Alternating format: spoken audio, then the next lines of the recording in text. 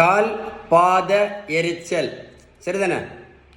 கால் மரத்து போவது, காலில் ஆறாத புண். இப்போ இந்த மாதிரி நிறைய சுகர் பேஷண்ட்ஸ் மாத்திரை எல்லாம் ஒழுங்காக எடுத்த பிறகு கூட நிறைய சுகர் பேஷண்ட்ஸ் கஷ்டப்பட்டு நீங்கள் பார்த்துருப்பீங்க. மட்டும் இல்லை, அது மட்டும் இல்லை, கிரியாட்டினின் பிரச்சனை, புரோட்டீன் லீக்கேஜ் பிரச்சனை, கிட்னி டயாலிசிஸ் பிரச்சனை பார்த்துருக்கீங்களா, பக்கவாதம், இருதய மாரடைப்பு, கண் குருடு.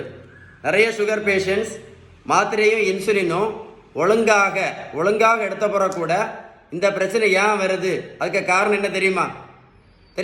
மாத்திரை இன்சுலின் ஒழுங்காக எடுத்த பிறகு கூட ஏன் வருது தெரியுமா? மருத்துவத்தில் உள்ள ஸ்டாண்டர்ட் புத்தகம் ஹாரிசன் என்ன சொல்லுதுன்னா, இதுக்கு எல்லாத்துக்குமே காரணம் ஒரே ஒரு காரணம் தான், ஆபத்தான இன்சுலின் ரெசிஸ்டன்ஸ். புரிஞ்சிருக்கோன்னு நினைக்கிறேன். இந்த புத்தகம் என்ன சொல்லுது அப்படின்னா, இந்த இன்சுலின் ரெசிஸ்டன்ஸை முழுமையாக சரி பண்ணணும்னா, எப்படி முழுமையாக சரி பண்ணணும்னா அதுக்கு இருக்கக்கூடிய ஒரே ஒரு treatment, correct treatment, balance diet மட்டும்தான்.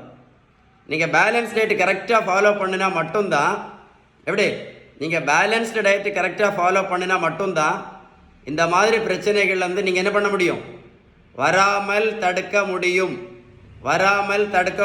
அப்படின்னு யார் சொன்னால் இந்த புத்தகம் தெளிவாக சொல்லுது. அதில் ஒரு கைண்ட் ரிக்வஸ்ட்டாக சொல்கிறேன், இந்த முக்கியமான வீடியோவை உங்கள் ஃப்ரெண்ட்ஸுக்கு ஷேர் பண்ணி கொடுத்தீங்கன்னா இந்த மாதிரி மாத்திரை போடக்கூடிய நிறைய பேருக்கும் யூஸ்ஃபுல்லான வீடியோ.